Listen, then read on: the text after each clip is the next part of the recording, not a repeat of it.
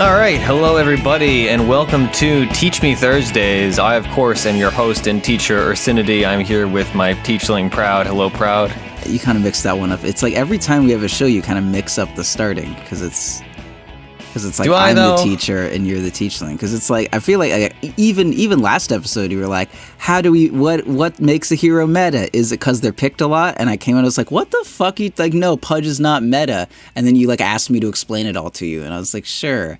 And those are called softball questions, Proud. Yeah. Okay. Yeah. The softball thing where you like kind of just say some. Anyway, we can go on. Well, I mean, it's just every show needs a host and an expert, and if both hosts are experts, then one has to be the one to ask the questions. Right, and well, I mean, ideally we would both contribute. I think that's most of the complaints this show gets is that like, that's definitely not true. You don't contribute anything, and it's like Proud always says everything. He just runs over Ursi, and I was like, well, he's out here fucking not saying shit. What do you expect's gonna happen? Talking about two branches when he never even does it himself. Oh my god, yeah. So.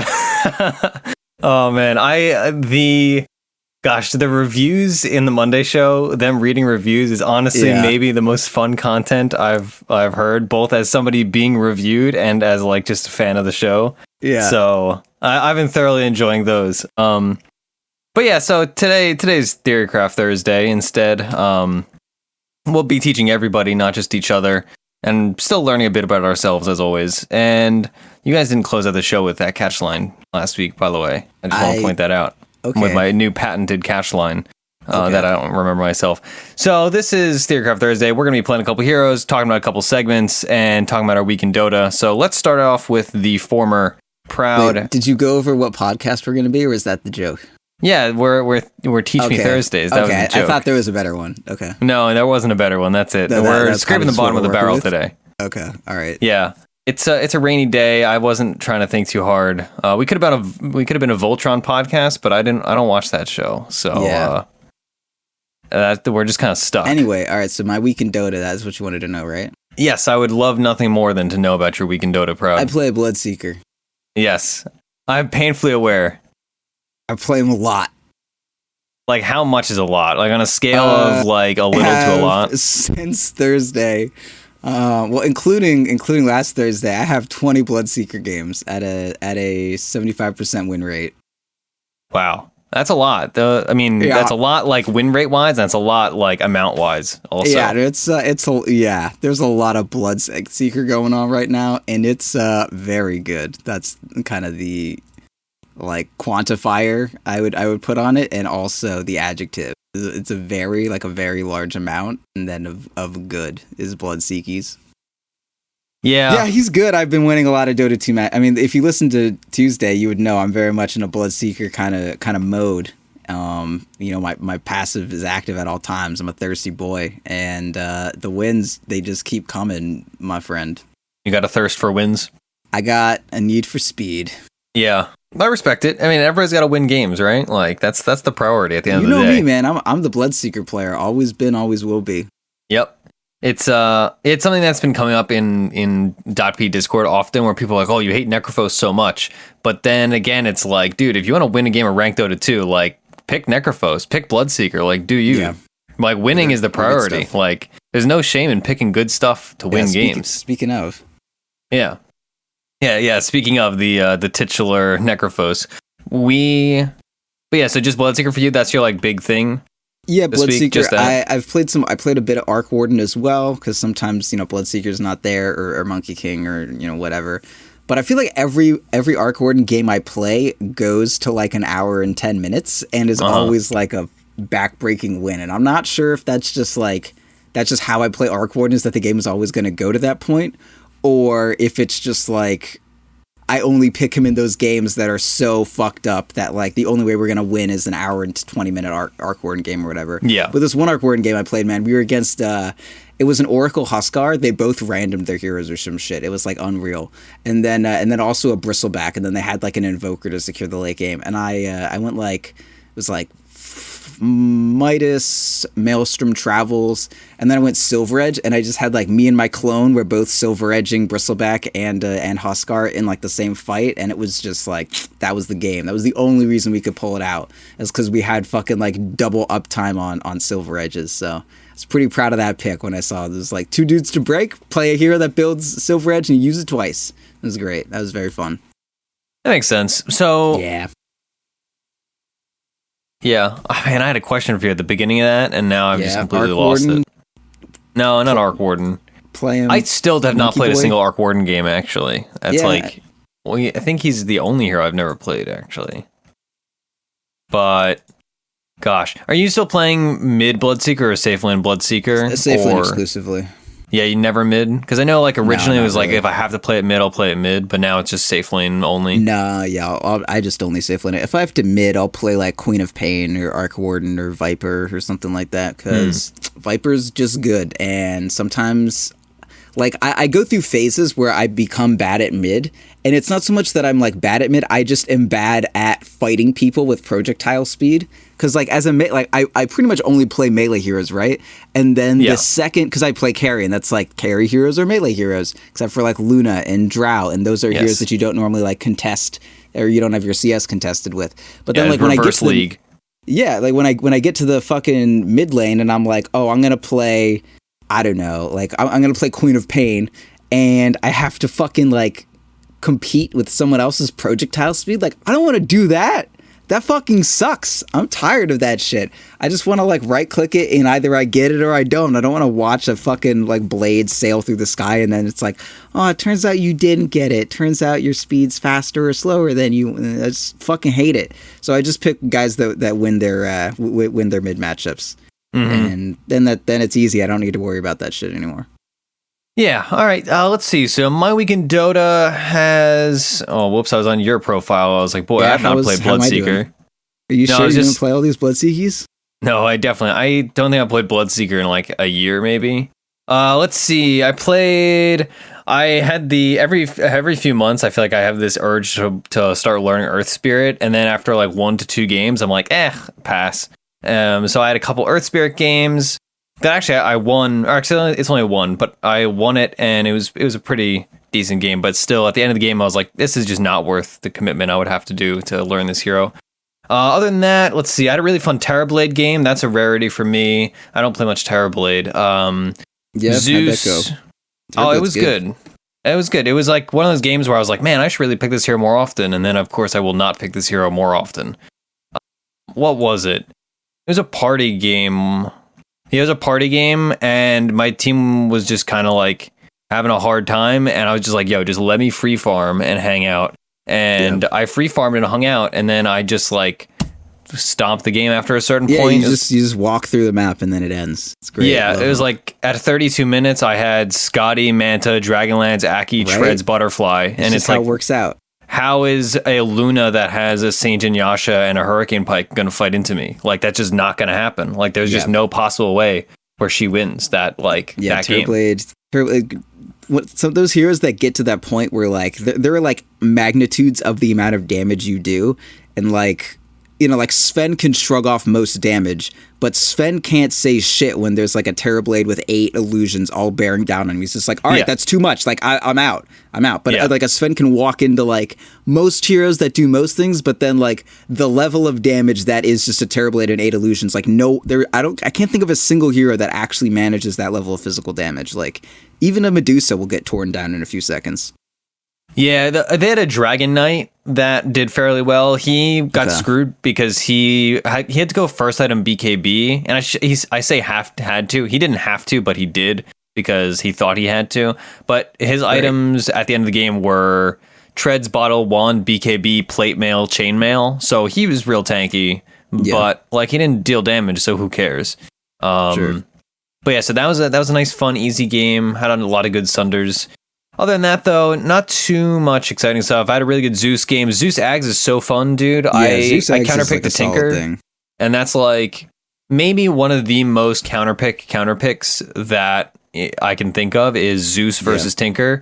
When you have the Aghanims and you have his, level 15 or level 20 talent that gives you plus 0.5 seconds on the lightning stun. Yeah. It is just, I think this was also a party game, and I just saw him like blinking the trees, and I just ulted there, and he literally just stood there and died because there's nothing he could do. Like, he could not escape from it in a feasible amount of time because he was stuck in the trees, right? So It's not like he can walk out of it. He can't walk out of it. He can't refresh his blink. Like his dodge mechanic that dodges basically every other hero and gives him safety.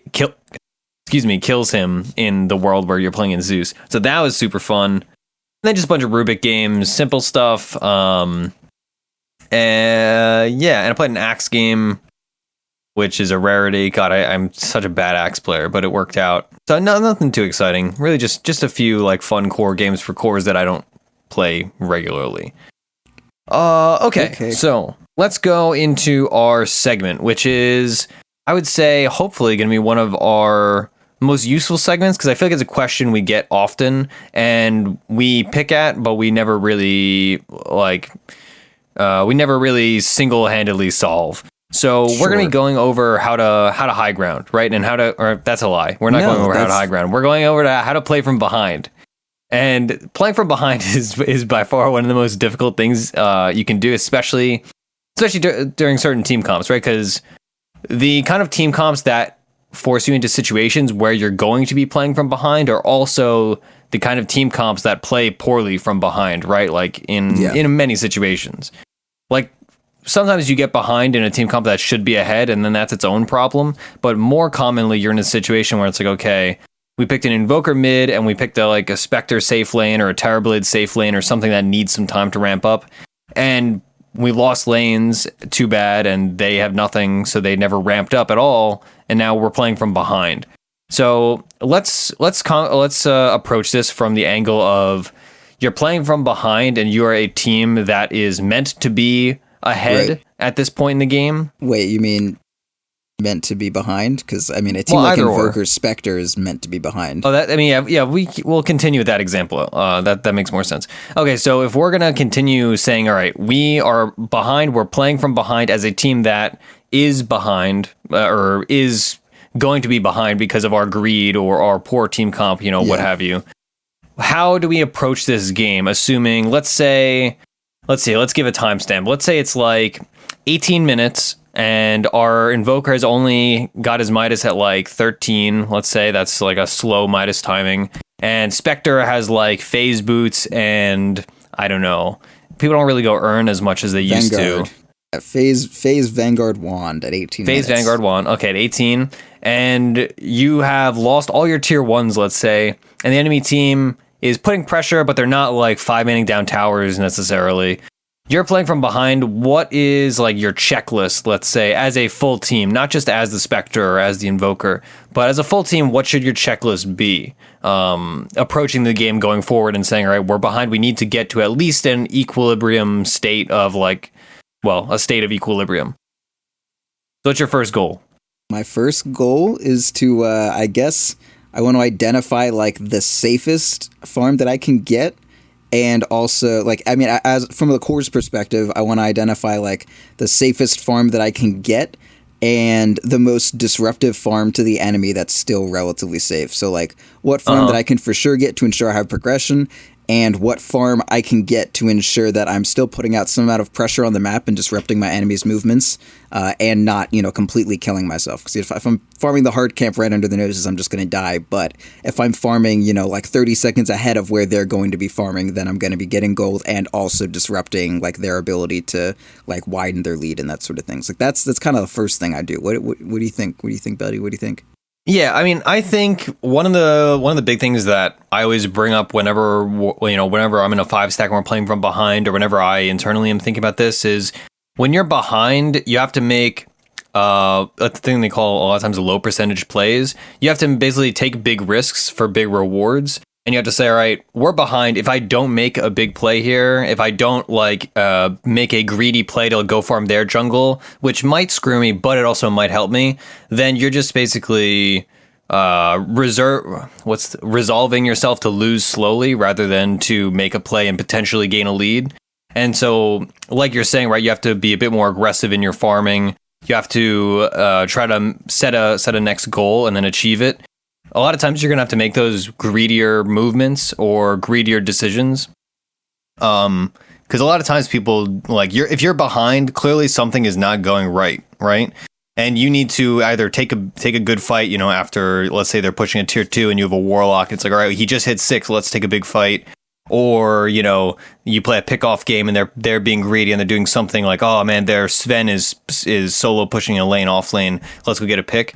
Right? Yeah. If those opportunities are not necessarily presenting themselves, you need to make some, take some metered risks and achieve and change the state of the game, right? Because what you're already doing is clearly not working, right? Right, yeah. I think there's like a big difference also between making like low percentage plays just to like, because you say, "Oh, I'm behind," and that's like you giving yourself an excuse to do stupid shit that you would like to do, and just hope that it works out. Like that is very dangerous as well. Yeah, there's a lot of times back, like I want to say, like maybe 3 years ago, where I was playing, where I was like, "Oh, we're really behind, and it sucks. I'm gonna take the risk and farm this like hard camp." There used to be that hard camp that was like really close to the Radiant base, and that you would always like near the Spire, and you would always farm it and then just get ganked anytime you walked outside your base to farm that fucking camp. You know what I'm talking about? Yeah, there's always a tomato there and you would just die. Anyway, I've so many times where I just like walked out of my base to farm that one camp and I just get killed, and I was like, well, we're behind, I have to try it. Like, no, you didn't have to do that. You had to just sit in the high ground and wait for the enemy to fucking throw. But yeah, like you need to make sure you're not just doing shit like that where it's like the end goal is the risk that you're taking. You need to do things like farming the enemy jungle is good because it's like, okay, if I take from them what more or less is like they're relatively safe to get farm, then they're going to do things like the Sven is going to be split pushing a single lane because he doesn't have a jungle to take or something like that. And because of that, now the enemy is more split up, and then that'll create an opportunity for you. So like, yeah, all of the risks that you take have to end in the end goal of like an eternal envy proverb. Like you need to make the game so weird that like the enemy team doesn't understand the own game that they're winning. So like if you're going to do weird shit and low percentage plays, you need to make sure that they're going to lead into the enemy like wanting to do their own kind of weird stuff. And then once the game is chaos on both ends, you can, like do some little finger shit, crawl out of the ladder of chaos. Yeah, exactly, right? You have to put yourself in a situation, just be convinced that you can either outplay or outthink / out-strategize the opponent if they're not familiar with that situation, right? That makes a lot of sense. Yeah, I mean, whenever I'm playing from behind, usually the thing that helps me most and the most simplistic, I would say, because we've talked about like a few strategies that are more generalized, like, oh, you have to make some risky plays, whatever. The simplest thing I would say whenever you're behind is say, all right, what is the power spike that is going to happen to our team or to one of our players in the most recently, or what's going to happen next, right? So if you are, let's say, behind and it's 13 minutes and you say, all right, we have a warlock on our team, he's level 5, he didn't get the tome because our bounty hunter stole it, and we are going to have 6 pretty soon.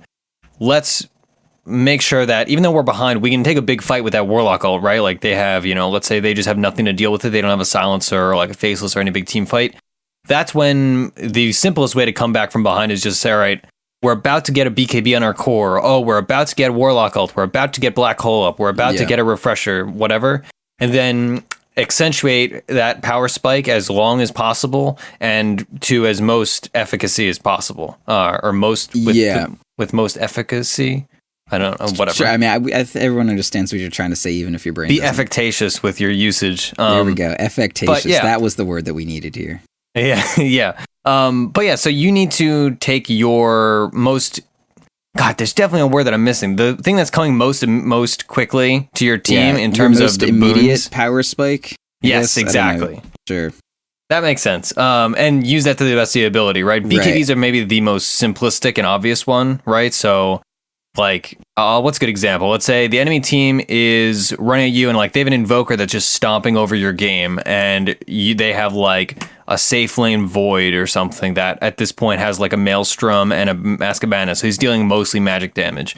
Yeah. If you get that BKB on your like Luna, let's say, or whoever, that's a huge power spike, right? You're nullifying potentially 75% of the enemy team's damage potentially, and that's a big power spike for you, right? So if you're playing from behind, you should say, all right, our Luna is about to get her BKB. We need to make a big play with this. Otherwise, we're just going to lose slowly, right? You need to do something with it. And change. I would also say, like, I think that, like, I I think that normally you have a lot of issues when you're behind and you hit that power spike and then you go and look for a fight. I feel like the best thing to do is like, because if you're behind, that means the enemy is like going to waltz all over your shit, right? Like that's just what's gonna happen. Yeah. So you might as well not like look for the fight and then give your opponents the defender's advantage while they're already ahead. What you should instead do is like, okay, the opponents are going to be engaging into us, right? Like that's what they're gonna do because they're ahead. And we want to like surprise them with what they have, or like, oh, they're gonna take this tier 2 tower. We just let them take tier 2 mid. Now they're taking tier 2 bottom.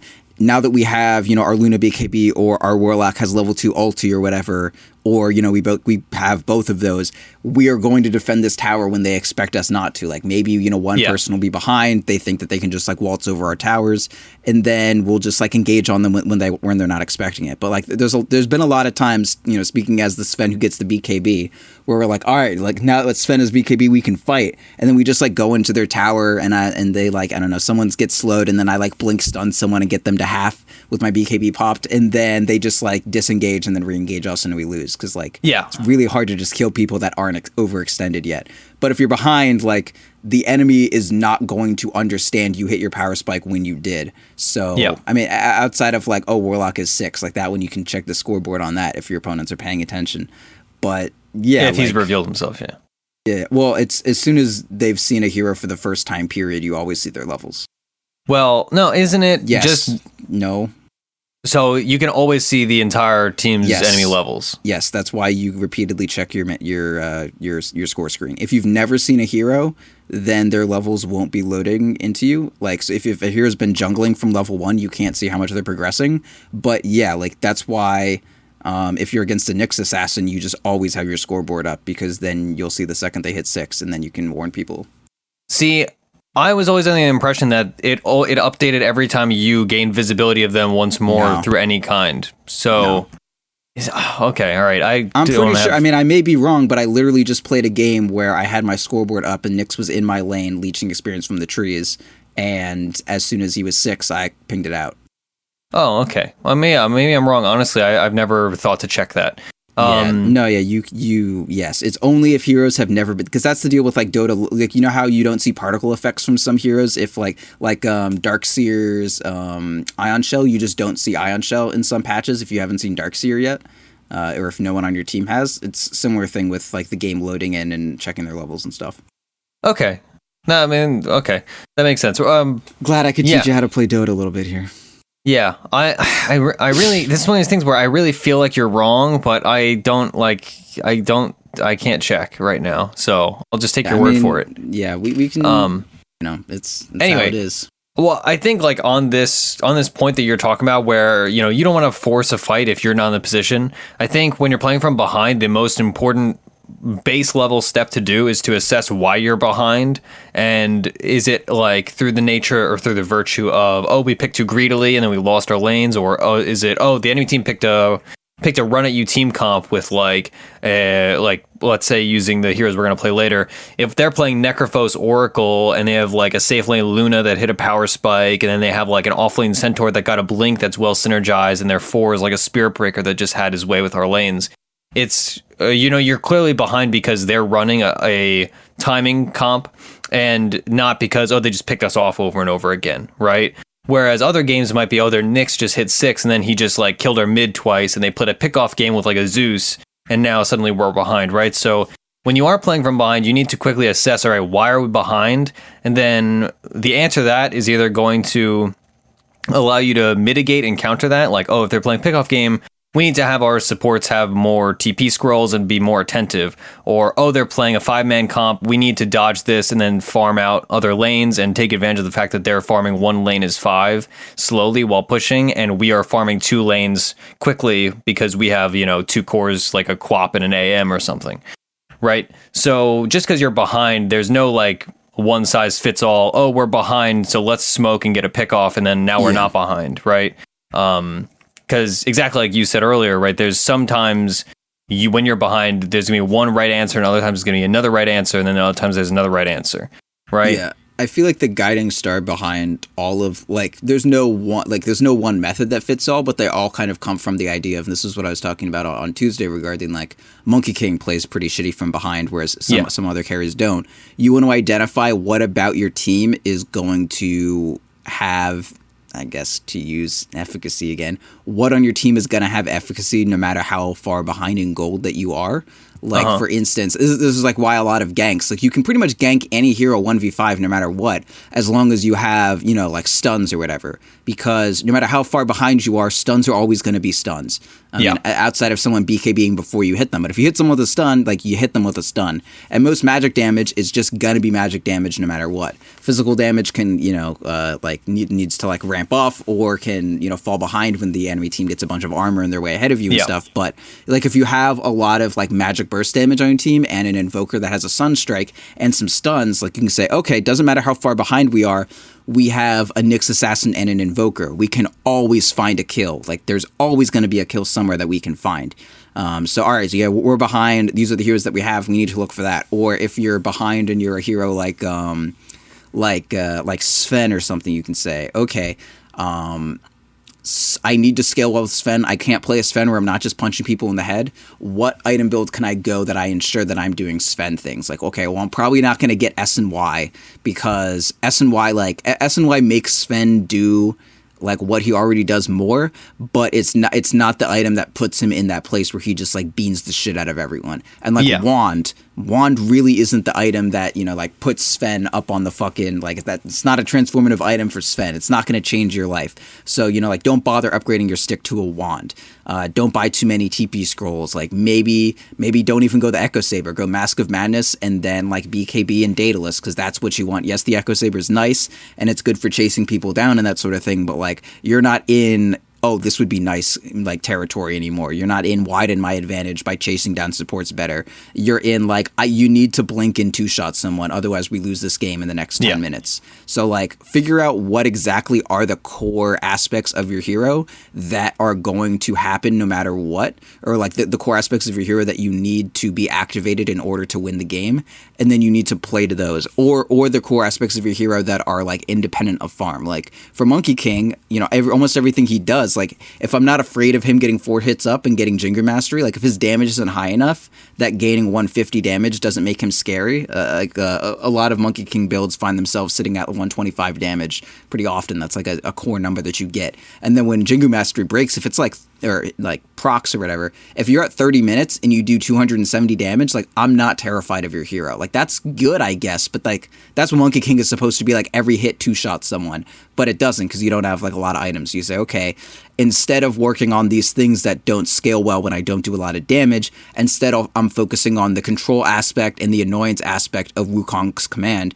and I'll get like Echo Saber, pop my ulti up, and then just kind of like sit in Shadow Blade and try to be like a very disruptive Monkey King instead of one that just, you know, two-shots everyone that I see. So yeah, like kind of play to that stuff. If you have supports with good lockdown, look for a kill with that. If your supports don't do a lot of damage, like, I don't know, try to stun lock someone who's normally like difficult to kill, blow all your CC on them, and then get out. You know, like, if you have a disruptor, blow Static Storm on a single kill. Like, just do shit like that, because you know you can get at least one kill with Static Storm, so do it and then get the fuck out. Like, get any one tangible thing that you can with all of your resources, and then like worry about step 2 after that. Yeah, no, absolutely. All right, so we are going to be playing a couple of heroes that hopefully we don't end up behind with for this week's episode, because they're heroes that the presumption is that you're going to be ahead, as far as I'm concerned, right? We're going to be playing Necrophos, that we've been complaining about and or talking about. Yeah. I wouldn't say nonstop, but with a lot. You've been complaining about Necrophos nonstop. You don't get to get out of that. I know, but I said we. You're better than I am about not complaining. I don't complain about Necrophos, really. I mean, I don't play him that much, but yeah, I don't know. Yeah. I just beat a Necrophos. Whatever. Who gives a shit?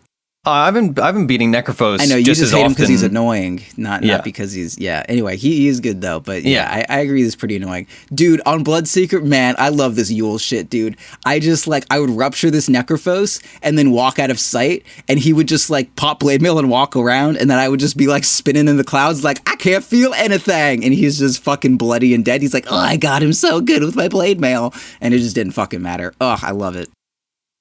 Yeah. All right. Right.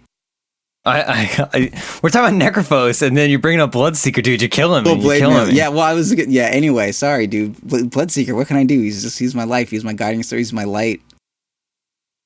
It's important. So Everybody's got their thing. Could you talk about Necrophos? I guess I have to. So Necrophos is like the hot topic, right? Everybody's complaining about Necrophos. Not just me. It's not just me. I swear. Everybody is. I promise. Everybody in the club. The Necrophos is getting more standardized. I know last time we spoke about this hero, it was very like, hey, just do whatever you want. Like sometimes people rush Guardian Greaves, other times people go Veil, sometimes people go Atos. Nowadays it's getting a bit more standardized, and I think it's becoming more widely renowned as like the hero to look out for. I mean, Bloodseeker arguably is up there as well. But I feel like Necrophos is definitely, well, initially, I was complaining about Bloodseeker and Necrophos, but now I see way less Bloodseeker and way more Necrophos. Yeah.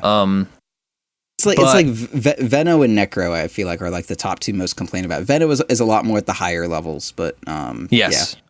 Yeah, that's true, actually. Venomancer has been another hot topic, especially because you can just jungle Venomancer like super efficiently. Yeah.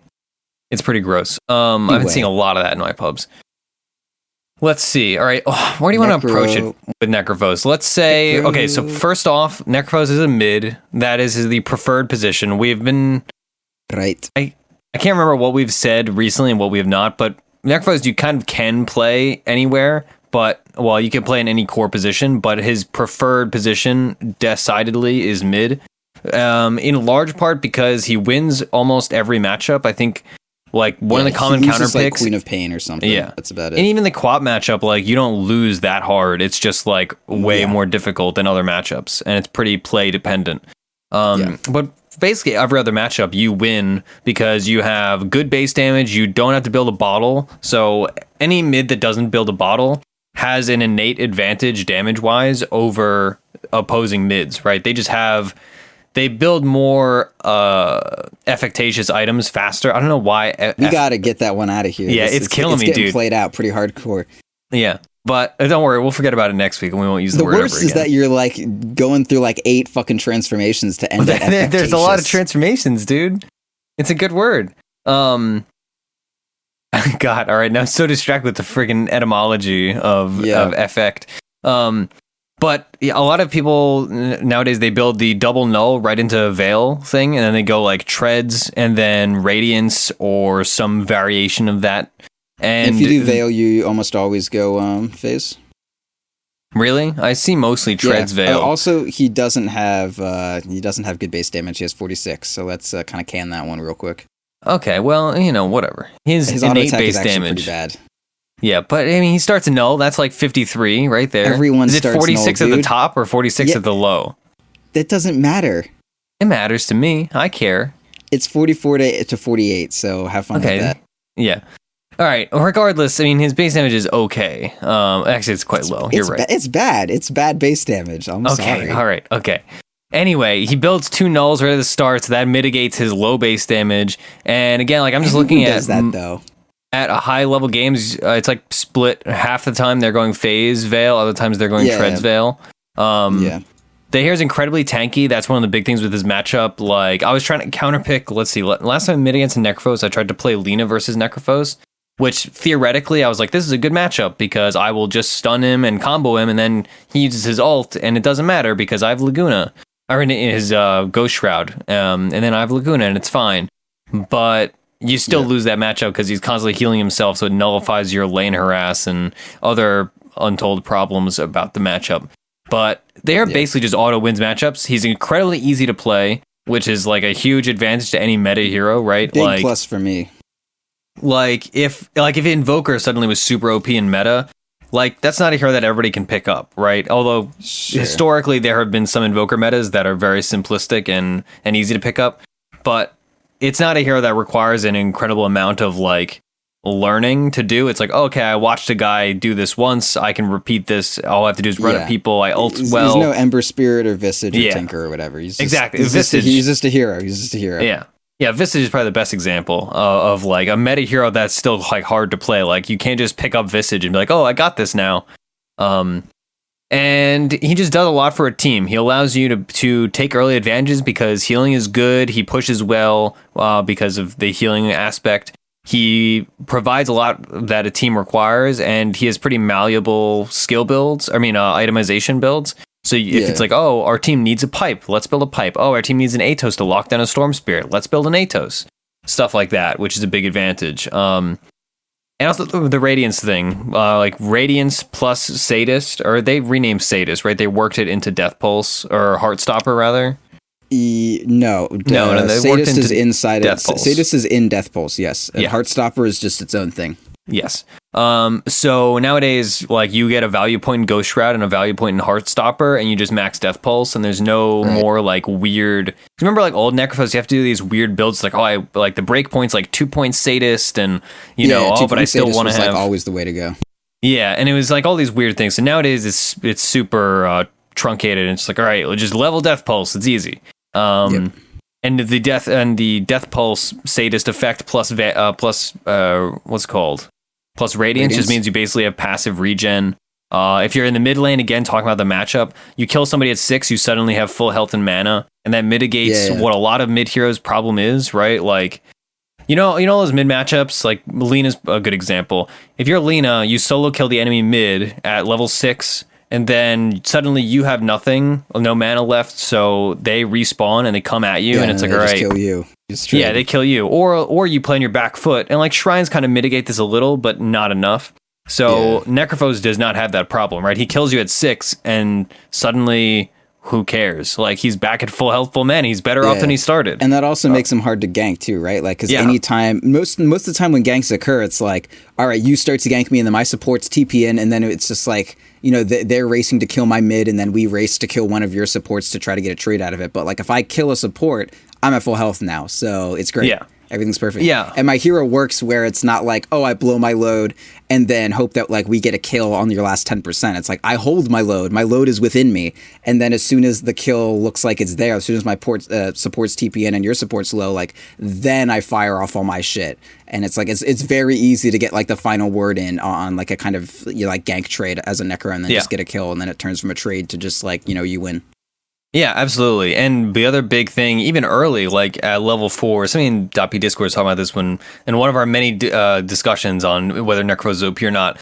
Ghost Shroud, you have at like level 4 usually. Maybe you'll skill it at 3 if like you're in a really awkward situation. Or 2. I mean, you don't always like Heartstopper is good, but sometimes Ghost Shroud is too.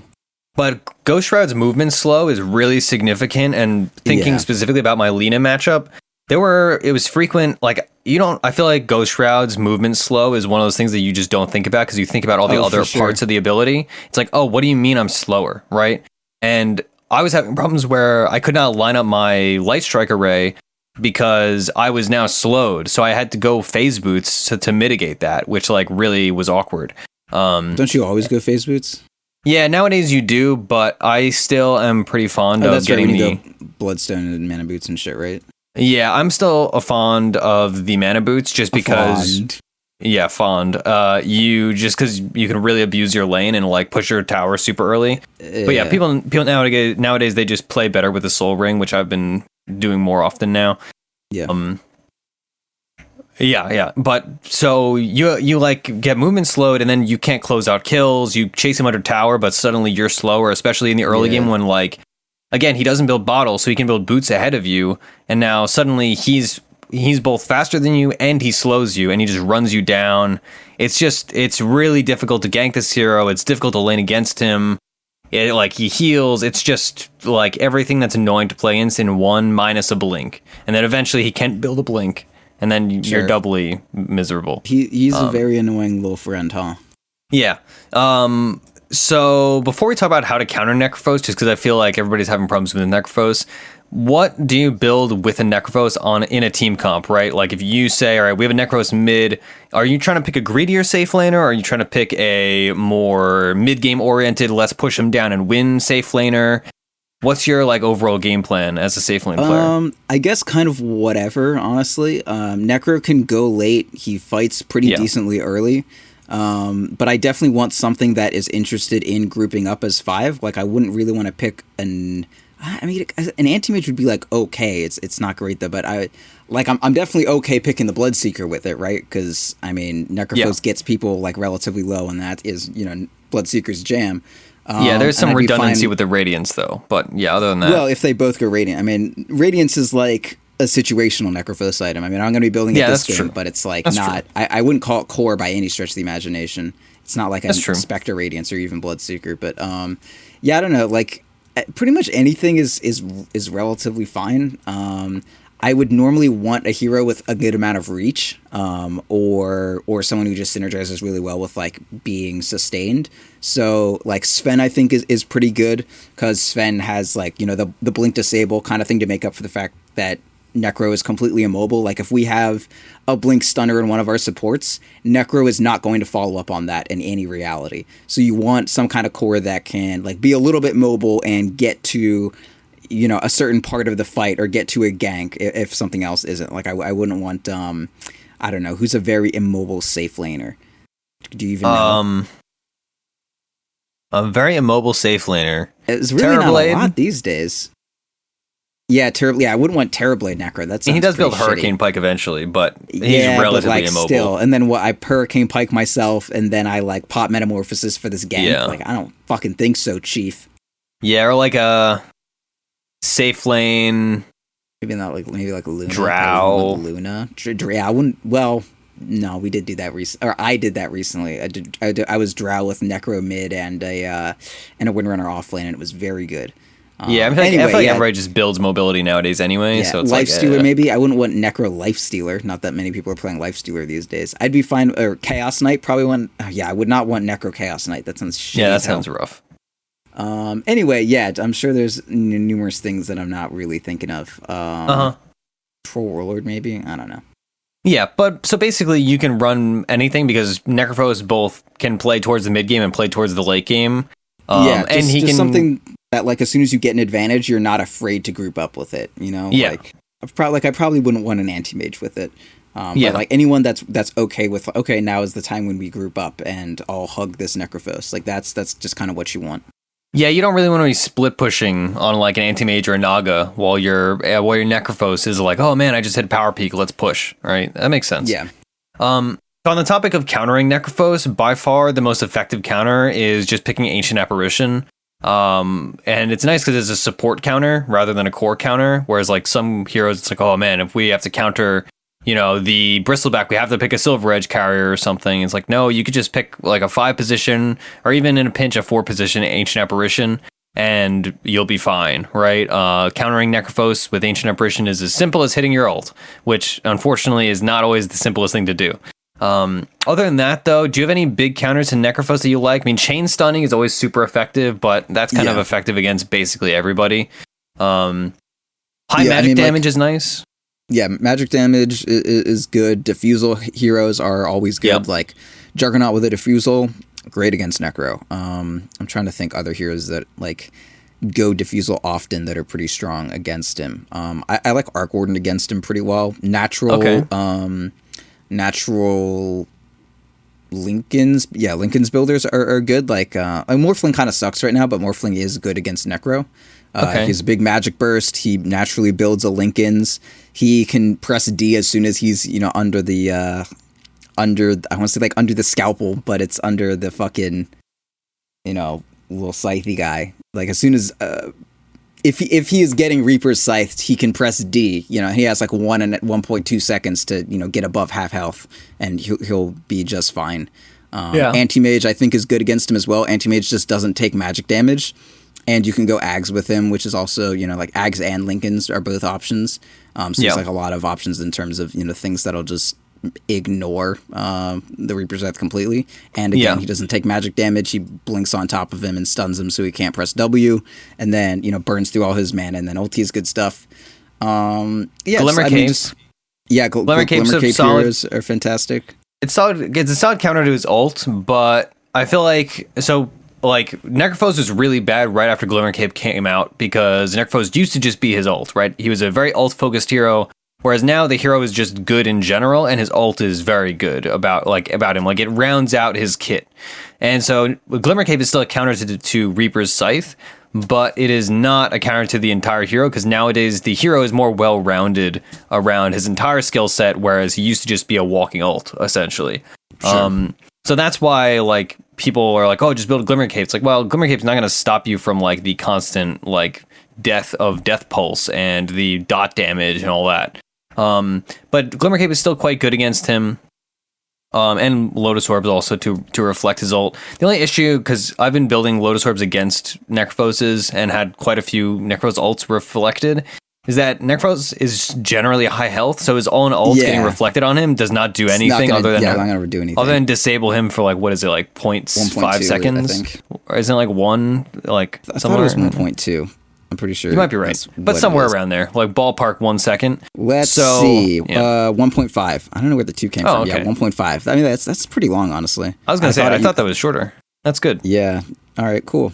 But yeah, so you can kind of either mitigate his ult with stuff like Glimmer Cape and Pipe, or just remove his W, Ghost Shroud, and focus on just chain stunning him and getting rid of him early on in a fight, because, you know, he really ramps up as fights go on. Shadow Demon is actually really good against him. I just thought about that. Yeah, slow him. You can egg someone when they're getting ulted. That's true. Demonic Purge actually does purge, so, like, yes, it'll dispel his W. So yeah, I mean, he literally counters his ulti, and he removes his W. That sounds fucking great. That's a good point. That's a good point. And the Oracle, also, who we're going to be playing today, Oracle is quite good against Necrophos for a similar reason, where you can just ult the person. The Oracle can ult the person getting ulted by Necrophos, or W, and you will save them. The W completely ends, or, like, cancels out all the damage that it would deal. Great. Yeah, I mean, the ult, the advantage is that it also cancels out the disable, but yeah. Does it? They changed that about the hero. God, it's still a dispel. It's a strong dispel. Yeah, I know it is, but I'm not sure if you can dispel Necrophos ulti stun. God, I don't know. Reaper Scythe cannot be dispelled. Yep. Even by strong dispels? Okay, regardless, it stops the ult from killing. That's all I got. Okay, that makes sense. I obviously haven't played Oracle in a while as a counter to Necrophos, or just in general, because the hero kind of, you know, he's getting more popular now, and since TI. I guess this will transition into Oracle talk, but Oracle was not super popular because he was fairly greedy as a 5, and he got hit with a round of nerfs, didn't he? Now I need to, like, look it up on the wiki. He lost, like, 18 base damage or something like that. And then he just couldn't zone anymore. Yeah, I know it was a big hit. It was like 8 damage, I want to say. Let's see. Yeah. Change log. It's like 19. Change log. I think you're looking for patch notes, buddy. Well, it's a change log to Oracle. Okay, well, it's just you haven't found it yet, so I didn't know what was going on. I know, maybe because we're wrong. Let's see. Reduce attack damage by what looks like 6. From 22 to 28 to 16. Yeah, you lost 6. That was a while ago, actually. That was before 7.0. Yeah, well, he hasn't really been a thing for a pretty long time, too. That's true. That's the nerf that took him out. I'm just telling you flat out. No, you're right. I'm just looking at the other nerfs, because it's one of those heroes where I used to play a lot of it, and I just suddenly stopped, and I was like, man, I have to remember why I stopped playing this hero. Also, I used to play as an offlaner commonly by, like, the really good players, and then, like, people were like, hey, don't do that anymore, because they nerfed Purifying Flames a whole bunch, and the hero's a little weird, but he's getting more play recently. He's quite good at sustain, which is a big advantage in the current patch. He's quite good to pick with Necrophos, which is why we're going to be picking Necrophos. Kind of doubles you down on this whole our team is unkillable mentality.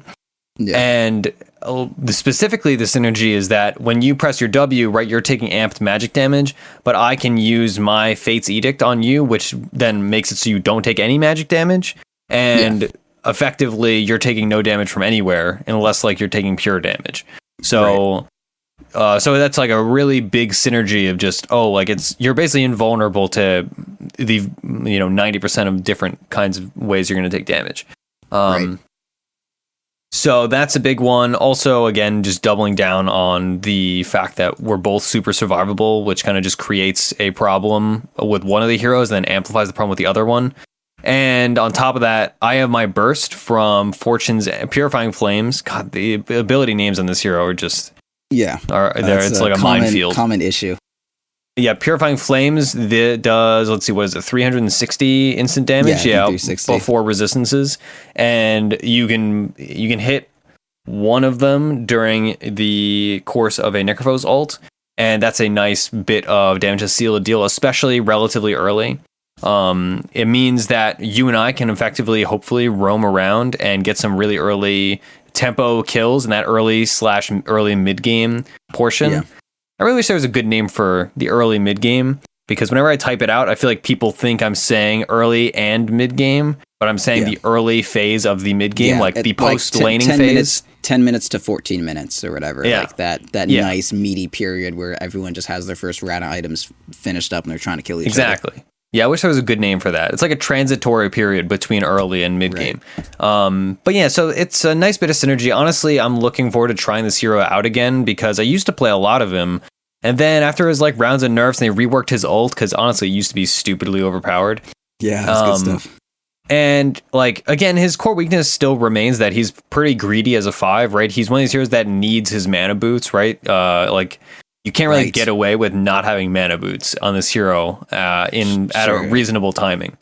And yeah, pretty much that like really none of your hurts spells, as a 5. None of your spells really work alone, right? Like most of them have relatively low costs. I don't think a single one of his spells is over, I want to say, his most expensive spell is 110. And that's, I mean, it still has a relatively short cooldown. Like pretty much all of them are really short cooldowns, decently like below 100 mana cost, but they all work in tandem. Like you don't just Purifying Flames someone, you Fate's Edict and then you Purifying Flames to heal them. You don't just Fortune's End someone, you like Purifying Flames and then Fortune's End to like dispel the heal that you just put on them. And you don't False Promise, like you False Promise and then you use like 8 Purifying Flames on them. Like all of his spells are going to be working in tandem. So they're kind of cheap, but they all, they're all chaining with each other, so it gets expensive quick. Yeah, you basically never want to start a fight with like half mana, right? Kind of like a Crystal Maiden, right? And her problem is more that just her mana pool is really low. But if a Crystal Maiden's starting a fight with a half a mana pool, she's not using more than one spell, right? Similarly, if you are playing a Oracle, or Invoker's another good example of this, right? You don't want to just use a Cold Snap. You want to use a Cold Snap and Alacrity and a Forge Spirit, right? Oracle is not a hero if he can only use one of his abilities, right? So this is just like one of those miserable parts about the hero. And the introduction of Raindrops has helped that a bit, because it allows you to just get some efficient mana going, and then he's a really good urn carrier in general. But as a more Does generalized, urn stay on when you ult someone? Like if I urn you, that's a good question. I know it is. I don't know. I feel like it used to, but then they changed urn around. I don't know. Well, we'll find out in this game, because I'll be building an urn. I guess so. I'm pretty sure it stays on. I'll figure it out right now, because I okay. I put in the work for this. Good. Well, you're hitting me with these random questions. Other than that, though, you want to. Well, not random. Interaction between an item you're suggesting. Yeah, but I didn't think to suggest urn. I didn't think ahead. All right. Hey, don't worry about it. Just end it with that. Yeah, so we're gonna also be building probably Guardian Greaves. It really depends on the amount of farm I get, and just more healing items, because your healing is doubled when you have ult running. And other than that, you build mobility items as always. Force Staff's good, Glimmer Capes are good, situational stuff like that. On. Confirmed. Yeah, so that's what I thought. That's why it's good. Well, it's just like I get so much anxiety when you pop these questions on me, because I'm so ready to be like, yeah, it definitely stays on, and then be proven wrong instantly. Yeah. No, that's cool. That's like the Dota problem, though. It's like you got to second guess everything, because everything is so failure to be standardized. Think, like that interaction, I would think to be no, but False Promise is one of those things that just like it creates the Dota, weird like exceptions. Like that's 90% of all weird exceptions are from Rubik and Oracle's ulti. Yeah, basically. Cool. Glad we figured that out. Is there any? Never mind. I was gonna ask a dumb question. We're fine. Okay. I feel like let's get this game going, because I gotta go. Yeah, okay. So we're going to play our game. You can watch our VODs, youtube.com/.btv1, and we'll be back after the break. Ending it.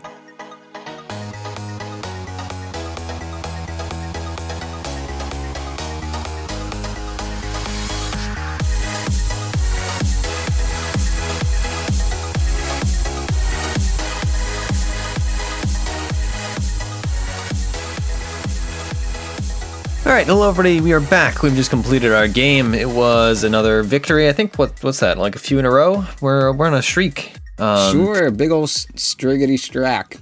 Yep, it was a classic game of NA Dota, complete with intentional feeding and everything. But other than that, pre-intentional feeding, it was a very good competitive game.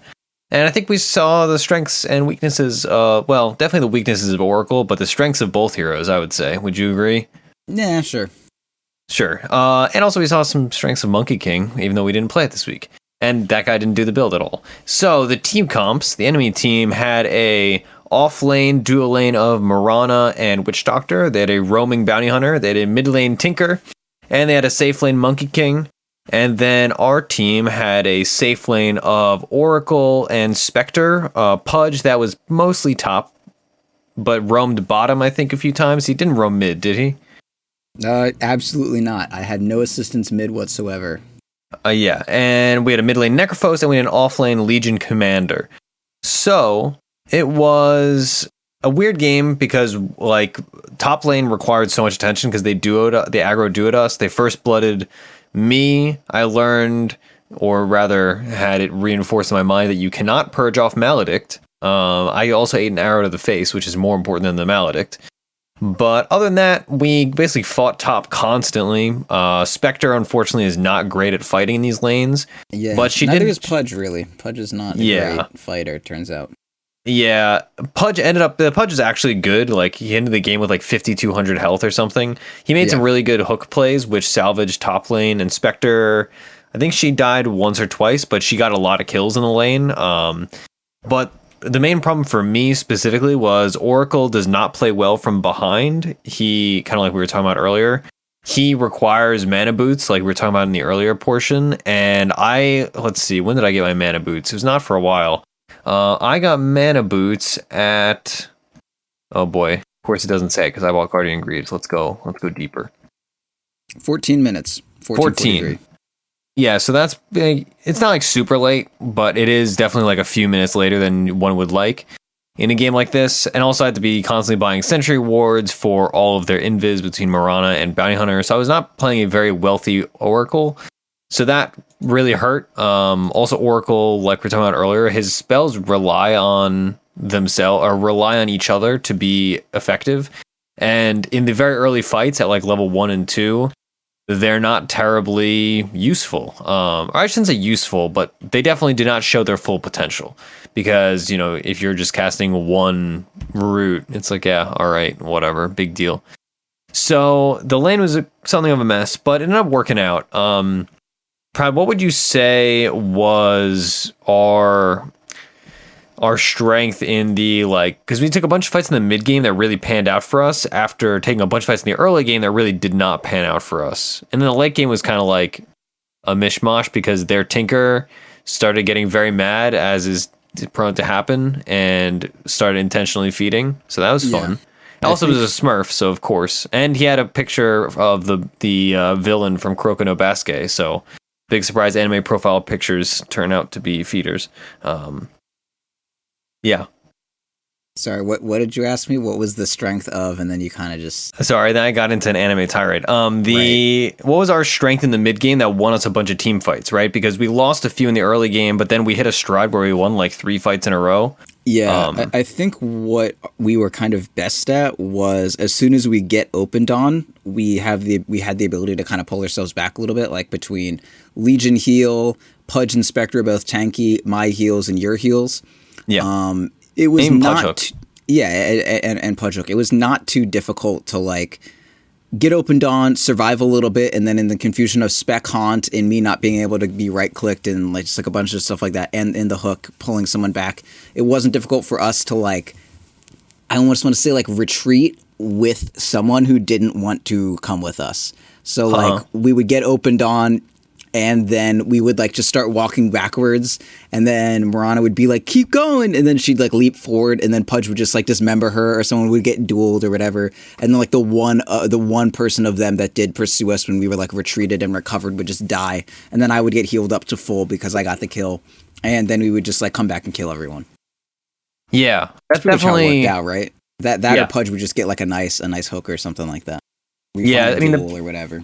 the pudge hooks were a big help. I definitely like the real kink in our system in the first while, and even in a few fights in the mid game, was the Witch Doctor just got crazy good casks. And that was really like the catastrophic thing in our lane. Virtually every fight we lost in top lane and the safe lane was just because the Witch Doctor would get some really good cask off, and we would just be chain stunned for like 6 seconds, and then we just get bodied. So that was rough. That was like really sick Witch Doctor play. If you watch the VOD, you'll definitely notice the Witch Doctor making cool plays. And Maledict definitely was very effectual. I do definitely agree with you. Every fucking form of effective, we really just bring it out here. We even took a break. Gracious. We even took a break in between recording, and I'm still coming back with the freaking effectual, dude. It's rough. It's tough life. Anyway, yeah. So yeah, I mean that's kind of like a result of the heroes that we have, right? Like people want to group up on Necro.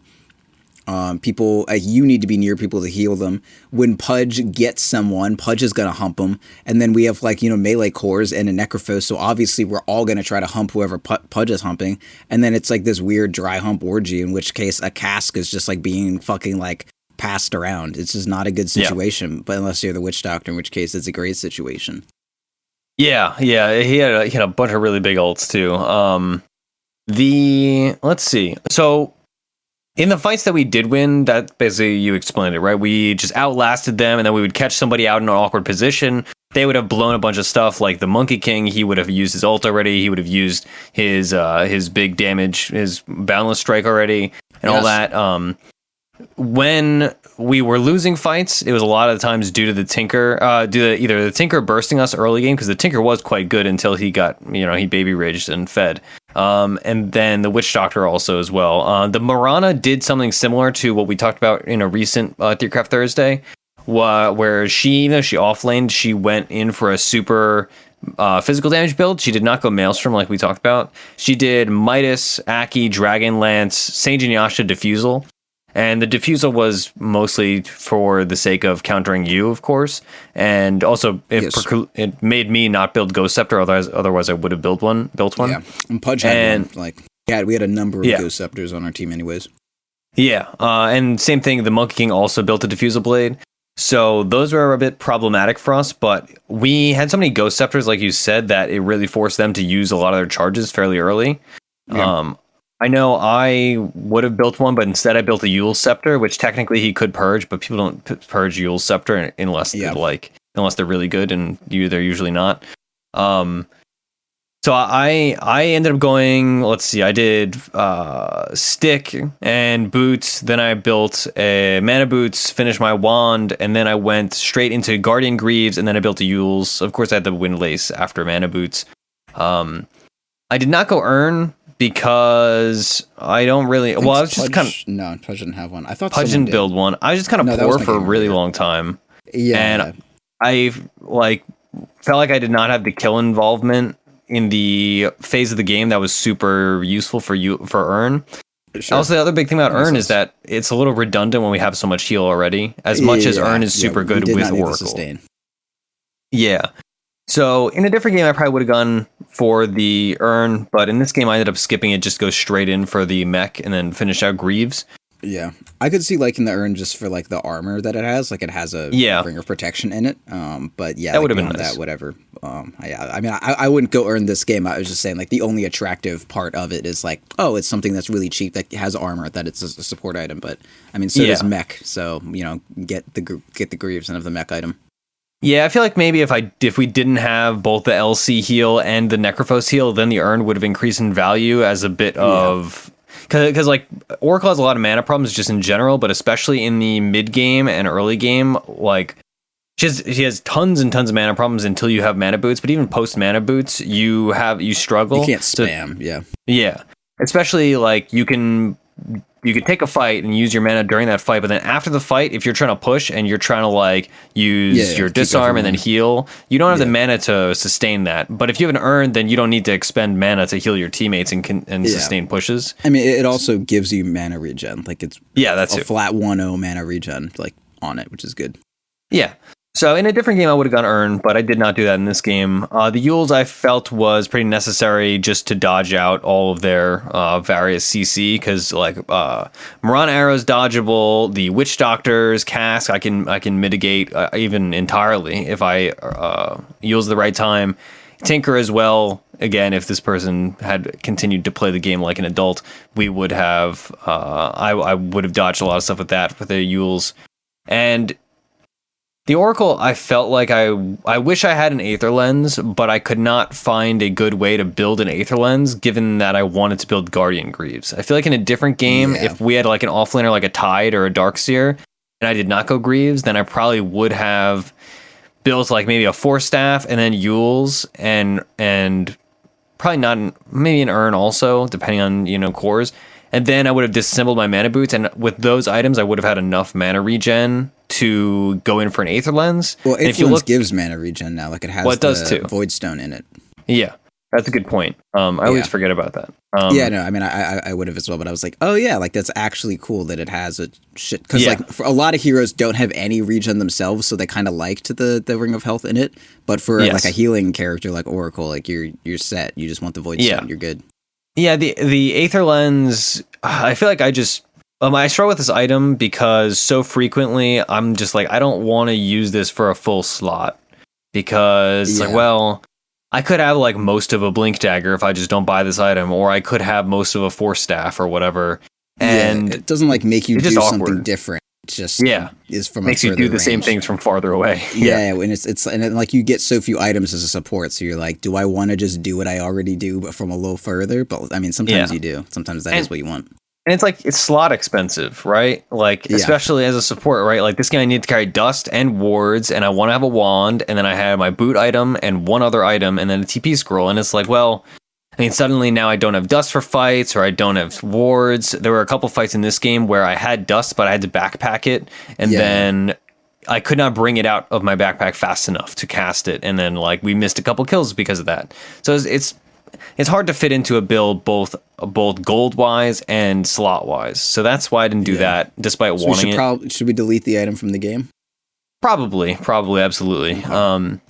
I honestly don't build it any. Like I build on like Kunkka, if that. Even then, I usually don't. Like Aether Lens just in a weird spot. Like I build on Tinker. It's for Pudge and then Tinker sometimes. Yeah, Pudge and Tinker. I don't even know about Tinker, dude. Like I've always been weird about that. I mean, I know it's good. I'm just like, what? Why? It's because it's far away. Yeah, basically. Especially when you have the Aghanims, it just lets you be way more safe. And also, I mean, just the extra output's good. And then you replace it later. But I agree with you. It is a little awkward too. No, the mana like, helps. The item doesn't do things. It just makes you do your thing safely. Still, I mean, I don't think it's bad. It's just like I have a visceral response to it. Yeah. It's just an awkward item. It's one of those, like, it's like a halberd, where it's like I know this item is good. It's just like, where do I put this? It's not like halberd, because halberd is like, this is a really good thing that it does. I need to figure out a way to fit. What's a better passive item? Like, drum. Yeah, I was gonna say drum maybe. Is good, but how do I put it in? It's like too big to not be a real item, and it's too small to be a small item. Yeah. Well, the opposite. Too small to be a big item. You're right. The opposite of that. It's like a really expensive Aquila. Yeah, the most expensive Aquila in the game that has move speed built into it, so I love it. Oh, dude, I love Drum too. I still like Drum's Juggernaut. I'm a big fan of. It's just like, boy, I could have like an Aquila and also have 800 more gold now, but whatever. Okay, so let's talk a little bit about the Necrophos Oracle synergy. How did you feel about that? I liked it a lot, actually. I thought it was very good.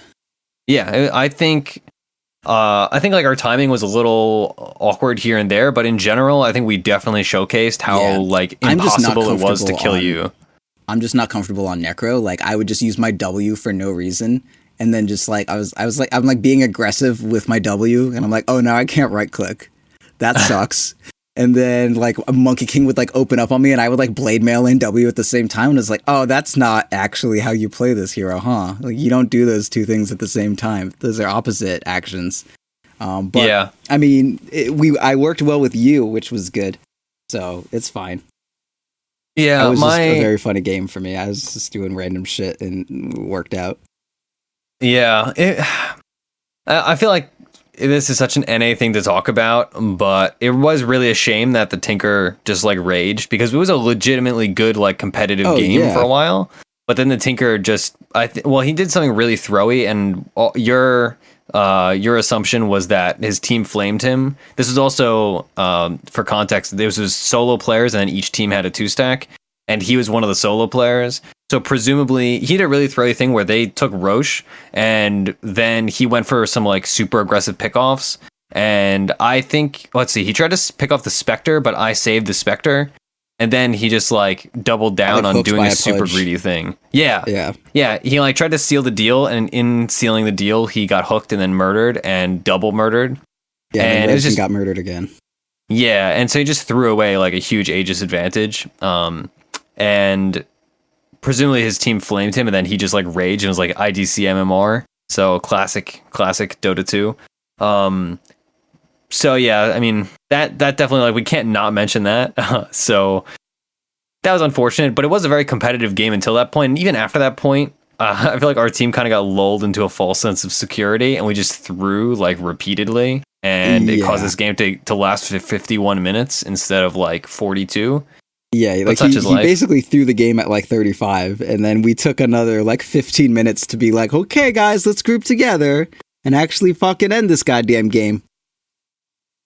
Yeah, it was just one of those things, you know. It happens. Yeah, the game got pretty ridiculous pretty fast as soon as someone starts saying. Anyway, I'll talk about my build a little bit. So I wanted to go Radiance, and then about 20 minutes in, someone was like, wait, is Necro or Spectre getting Radiance? And I was like, shit. Fuck. This sucks. So the answer was Spectre is going to go Radiance, and I'm not. So my Radiance build that I like is you get Treads and Drum. Necro, I think, needs a move speed item, kind of like no matter what. And when you go Drum, like Drum gives you your move speed. So you can go Treads. But if you go Veil, I feel like you kind of have to go Phase Boots, because Phase Boots will then be your move speed item. Because the hero's just fucking slow. Like, if you don't have that, you're not going to get anywhere at any point in time. So I like having one of the two. But if I want a Radiance gives me 65 damage, I might as well have some attack speed on it. My level 10 talent gives me like 60 fucking damage as well.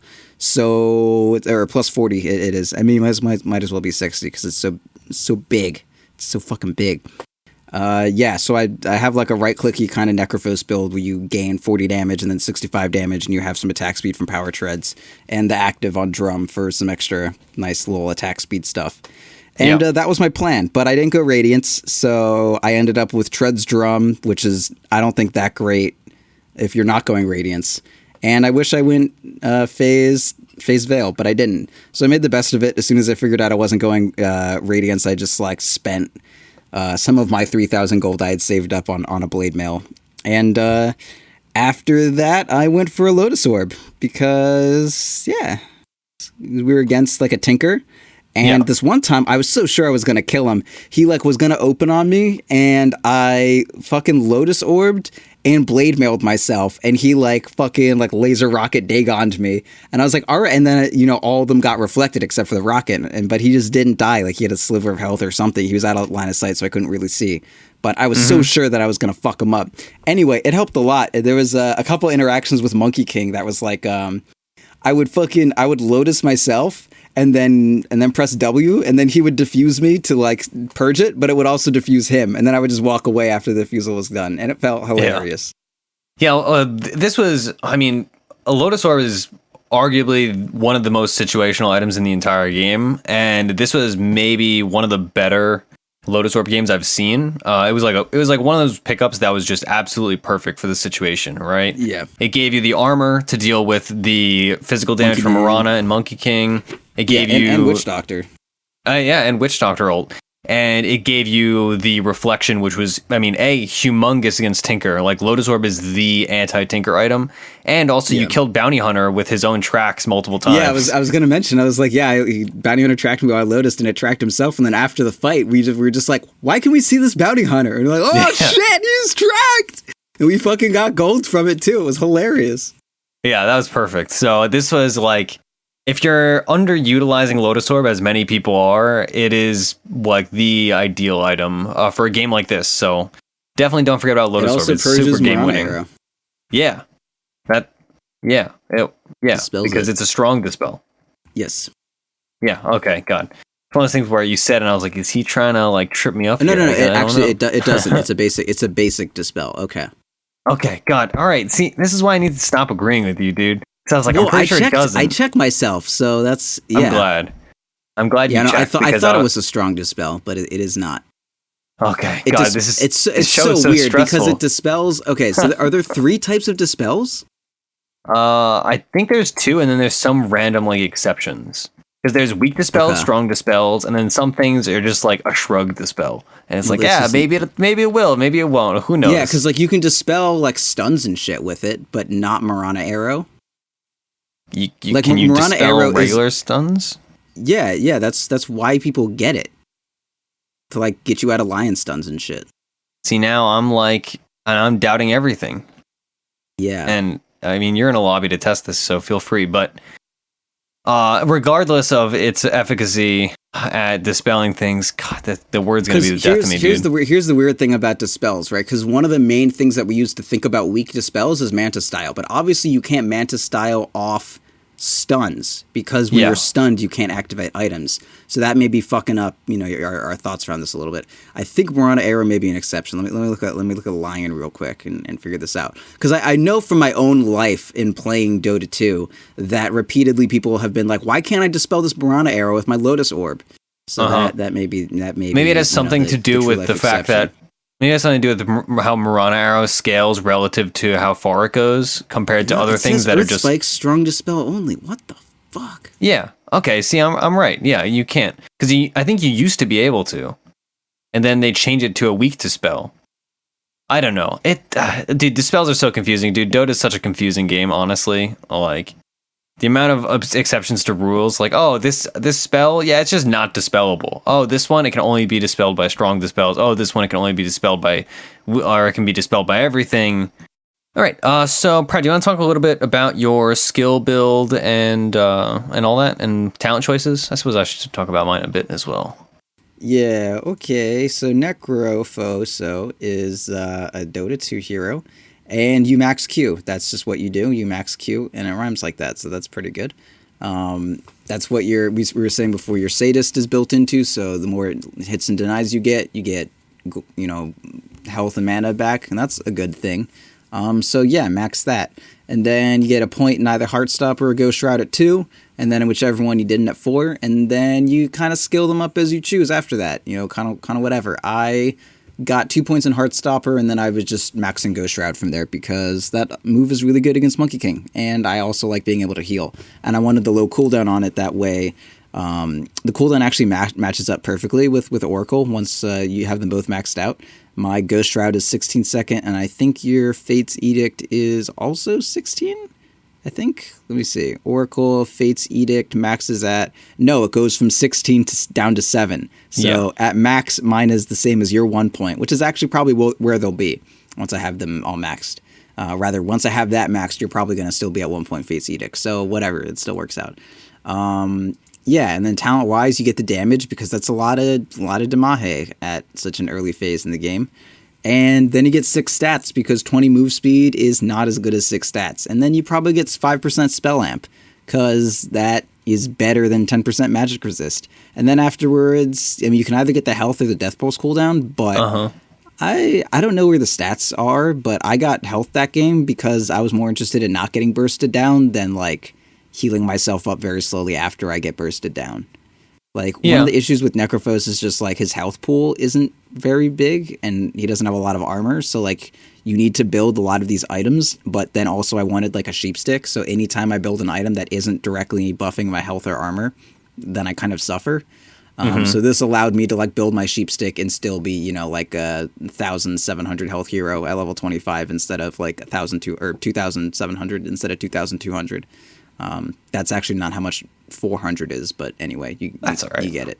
Numbers are fake. Don't worry about it. They're not fake. They're actually not fake. That makes sense. I really like the sheep this game. I know, like we talk about the Necrophos builder. Yeah, Necrophos has a lot of options, and I think Sheep was definitely the right option for this game because they had a BKB on the Monkey King and probably eventually would have built a BKB on the Mirana as well. And the Sheep and the timing that you got it was at the end of Monkey King's BKB, right? Like his BKB was down to probably 6 seconds by the time you got it. And if that. And so it was a really solid pickup for this game. I really like it. I mean, Sheep has kind of fallen by the wayside by some people's opinion because of the prevalence of Bloodthorn and other options. Yeah. But it was definitely like the perfect pickup this game, and the stats on it are great. Man. I don't know what to tell you. I agree. Arc Warden, Clinks, those are the only 2 heroes I build Sheep on, but I do play those heroes. Yeah, I'm a big fan of Sheep as well, especially I feel like I became a Sheep builder back when it was like a super OD. Good item. I build it on OD. Fuck Shivas, dude. I'm a sheep all day. Why do I need Shivas if you're a fucking sheep? Oh, what? How do you get both? You get both, dude. You'll have, let's see, you have boot item, and then you have blink, halberd. I got a boot, I got a blink, I got a halberd. Hurricane pike, not a halberd. Right, Hurricane pike. And then you have sheep, Shivas, and like an AC. And then an AC. What about my BKB? And then BKB instead of AC. Okay, so I have like no attack speed. You have attack speed. You got a moon shard consumed. I have already consumed my moon shard. Then you go AC instead of Shivas. Yeah, that's what I'm saying. You can't really like sheep and Shivas both is pretty difficult to do. Is all I'm saying. You gotta have a consumed moon shard to make up for that. Yeah, no, I think that's fair. But I've definitely done it before. I mean, like there definitely are times to fit in both of them, and I definitely do plan around having an eaten moon shard pretty often. But yeah, it's just like, it's tough, man. It's tough to have them both. Yeah, no, that's fair. Actually, now I want to go back to my OD games and see like if that's actually true. Yeah, I mean the games normally don't last till you're 7 slotted, right? It's like normally you get the sheep stick and BKB, and then you end the game. Yeah, no, I'm just looking at my games, and most of them do have one or the other. Most usually end, and I just have like blink, Midas, pike, treads. That's right. Yeah, Midas too. I was pretty sure we're forgetting an item here. Oh yeah, Midas. But yeah, that's the issue with Midas. With when you have both Scotty and you're not Scotty. I actually have a bunch of games here where I have both Shivas and AC. Yeah. Well, yeah, that's like, you need your attack speed item, and sometimes you just need a bunch of little armoroos. I have a lot of games where I have Octarine as well, but those are all these games that like we get mega'd and I have to defend, and I'm like, God, I guess I need lifesteal. Octarine it is. Man, I just love Ags OD, dude. It's so fun. Yeah. God, I love OD. Let's play OD next week. Yeah, okay. We'll both play it. I'll be the mouse, you be the keyboard. It'll be great. Okay. Let's see. Anything else we want to talk about this? I'll talk about the Oracle talent choices real quick. So I didn't look up his talent choices before this, so I just kind of did it by feeling. I went for at level 10, 20% XP gain, because XP gain talents are just really, really good in general. Yep. Especially on a hero that has a lot of improvement with his level 2 and 3 ults and his abilities that you want to have more levels in.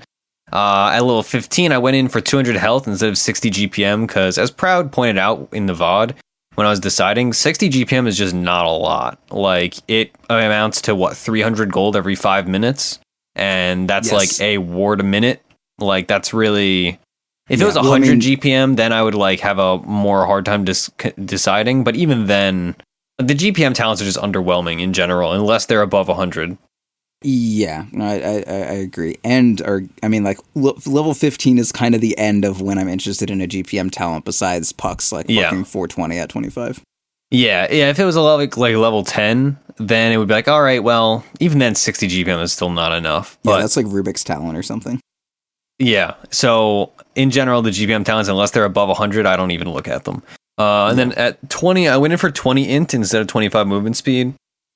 Just because at this point in the game, mobility, like if I wanted mobility, I would have gotten like a 4-staff or whatever. Intelligence gives me a lot of mana regen, or mana, and mana pool. Also, that's 2% more damage on my abilities. Or healing, it's just in general. I think it applies to your healing, right? I don't think so. I believe healing is different, because healing is just straight numbers for whatever reason. Yes, okay. I know that's how it used to work, unless they changed it. Shit this episode. I'm fairly certain that it does not affect healing. fairly certain. And at 25, I went in for +2 seconds false promise duration rather than 250 cast range. I thought about the cast range because, like I was talking about earlier, I like Aether Lens, but at the same time, 2 extra seconds of false promise is really good when it's doubled up with heroes that are so good at healing themselves on top of that through false promise, like Pudge to a lesser extent, but especially the Necrophos. And also you can use it on LC when she's dueling, which is another added little bit of so which one did you go for? I went in for the +2 seconds false promise duration. Okay. Yeah, it's the same win rate on both of them. It's like literally even, at least according to Dota Buff or whatever. Most people go for the cast range, but yeah, I don't know. I think either one is okay. Yeah, I think it's definitely one of those talents that it could go either way. I think the cast range is better myself, but whatever. Yeah, I think that's fair. It really depends, because I feel like this game I was not getting zoned as much. I was just kind of in the back. If it was a game where I was really worried about getting initiated on or something like that, then I would have gone in for cast range. But in this game, I was kind of just in the middle of things, doing things, rather than other games where it's like, oh man, I need to be away. Yeah, that makes sense. I'm just checking if this spell amp thing applies to No, it doesn't. I already healing. checked. Okay, good. Yeah, I didn't think so. All right. So that's about all I'm concerned with. Do you have anything else about this game before we close it out? No. All right. So you can find us on Twitter. I'm at Ursinity. Our show is at @p_show, and Proud is at ProudDota. The best way to support our show is through Patreon, patreon.com/defensivepatience, or just tell a friend. That's always a good way to do it. You can also have friends. Yeah, if you have friends. If they're really bad at Necrophos or Oracle, just send them to this episode, and that'll be like the passive-aggressive way to be friends with somebody. Oh, that's good. Yeah, then they'll improve. Then you guys will gain party MMR, which is a useless number, but whatever. I wish it was the only number that mattered, dude. I'm so tired of solo queue. I mean, I'm not. I just wish I had a reason to not play solo queue. Yeah, I do kind of wish that sometimes, but then I think about how people would be so encouraged to exploit whatever the party MMR system. Who gives a shit? I guess. You can also find us on iTunes. iTunes reviews are a big way to help us, and also flame any of us, maybe Roland, depending on your content. Or hurt us. That's also true. But help is preferable, and they'll get read on the Monday show, or maybe this show. Probably we're not going to read any reviews anymore that aren't 5 stars. So we can barely review. We can barely read. Anytime you insult us, just do it with 5 stars, and then we'll read it. 1 star per insult. That's the That's the quota, or the requirement. Doesn't really mesh with what I said, but we can. No, it doesn't at all. Policy instead. That's okay. We don't gotta be too concerned. So other plugs. You could watch our VODs, youtube.com/.btv1, and we stream twitch.tv/.btv. We have the in-houses tonight, Wednesdays, 9 p.m. Eastern. That is hosted by Grouty. They're very fun. Proud and I cast often. No, they're super fun. They're the best thing we do, other than podcasts. No one likes them. I love them. I wish I could participate more, but we record the Thursday show during the Wednesday in-houses, so it's difficult sometimes. But yeah, they're fun. And discord.gg/.p is our Discord. That's where you can find our community, and it's very fun. And there's plenty of places to talk about strategy and ask us questions and all that. That's about it for me, I think. This has been our theory, and if it doesn't work, don't feed down mid and feed couriers, please, because that's rude and you ruin games.